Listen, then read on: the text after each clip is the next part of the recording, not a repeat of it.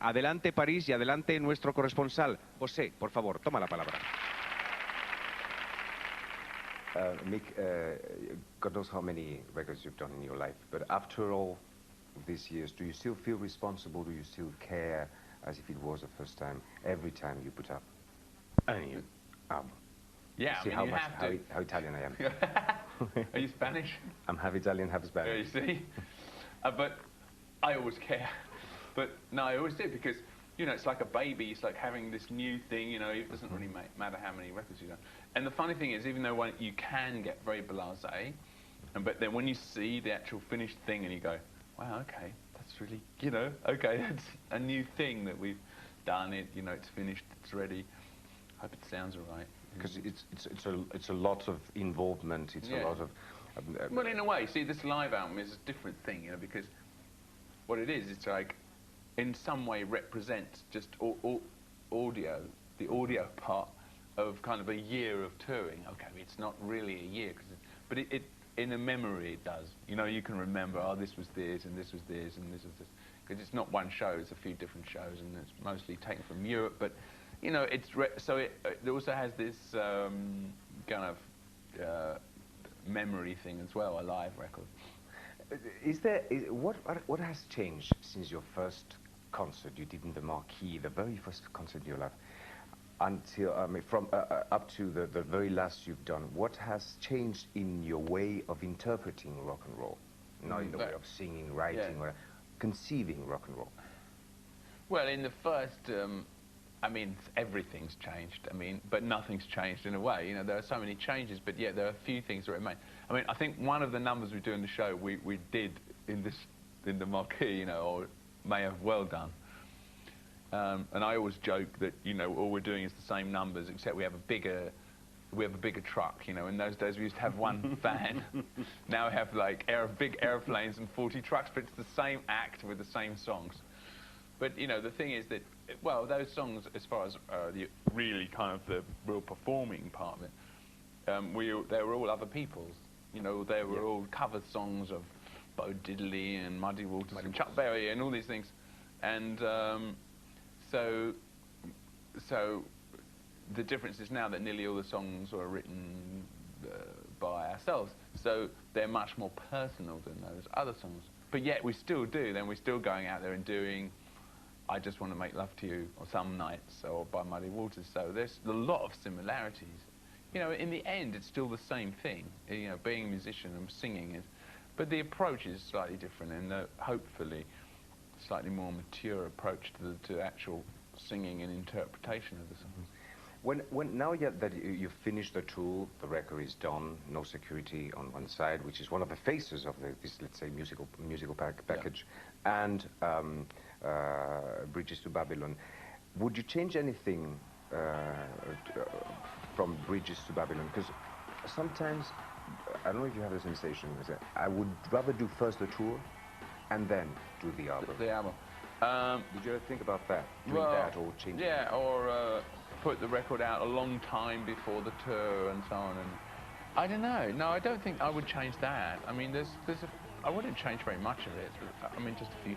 Obviously, things go wrong on a tour. You can't expect to have a year of your life when everything goes right. It's impossible. I mean, I don't think anyone has these years. I mean, and there are a few bumps on the way, the mistakes you made and so on. Yeah, but I'm talking about Bridges to Babylon. Would you change anything from that? I mean, not from no security. You mean in the record? In the record, yes. Oh yeah, I would absolutely. Because when you listen to it later on, you think, oh, I shouldn't have put that on it no more. That track should have gone on, or we should have put more of these on it, or something, you know. Or, you know, but the trouble is, a lot of times with these records, that you don't have a long time to step back on them. I mean, I'm not saying it's a bad record, but you would change some things. And if you have, the longer you have to step back and look at it, then the better perspective you have, you know, of it. But, you know, on the other hand, it is what it is, you know. It reflects those 2-3 months you recorded it in, and and you know, you can keep messing. Now, of course, the great danger is a lot of artists do, especially older artists and people that have made lots of records, that they spend too long making records, and then they don't put them out. They get so worried. I mean, I'm a great fan of Stevie Wonder, for instance. I think he's a wonderful singer, but he doesn't make enough records for my. I want some more, you know. I want more records. I want more songs, and there doesn't seem to be any, you know. And some people spend a long time making songs, and they say, "Well, it's not up to my standard. It's not going out." Well, yeah, that's one way of going. Do you still think that? Do you think that the audience is still maybe one of the best therapies in the world? Yeah, it's great. For a performer to perform in front of a great audience that's what the big high of your life is, really. That's what you do. It's like, you know, whether a sculptor, you know, creates something out of a piece of stone, or whether a tennis player hits a winning shot. You know, that's what you do, and that's the thrill that you have. And but you know, there are other things in life. And you have to learn to leaven the life with other things apart from this kind of jolt of adrenaline. Yeah. Somehow is there not something in the back of your mind, in a very subtle way, when you build up a new project, talking about a record or a tour or whatever, in which you still think, maybe you don't realize it, about the audience. What's going to be the effect on the audience? Well, I mean, I think the most direct has got to be a live show, and then after that they can experience, you know, your manly creative activities in other ways. So, you know, they can listen to the songs on records, and they can watch videos and films and clips and listen to our TV interviews and so on. But the most obviously direct is to play. The most obviously direct probably is to play in a pretty small club, when you can kind of talk to the people that are just here, you know, and they ask for certain, right, they shout for certain songs, you know, they shout, you know, Starfucker, you know, and you go, oh, I don't know if I'm going to do it, and they go, go on, do it.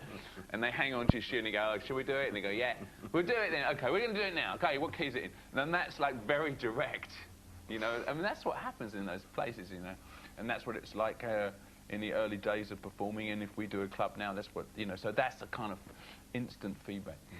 Is there anything more competitive than music business? Football.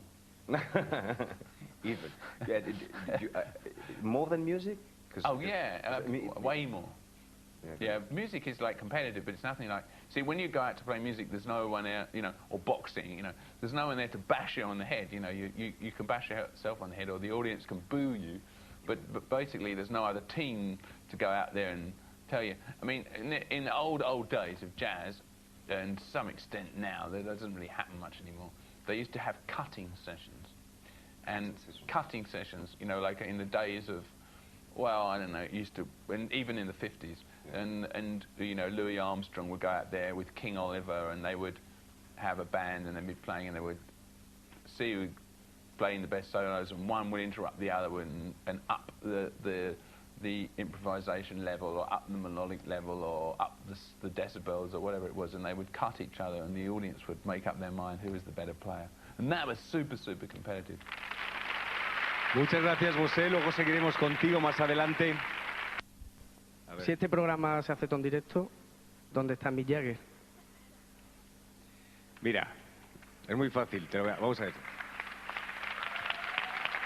No, tiene razón, es decir, en parte tiene razón, pero sabes que Mick Jagger ha concedido solamente una entrevista a los medios españoles, y se la ha concedido a Séptimo de Caballería. Como comprenderás, ¿merece la pena o no merece la pena? Claro, entonces sí. A Mick Jagger no se le ve y no se le oye, además, todos los días.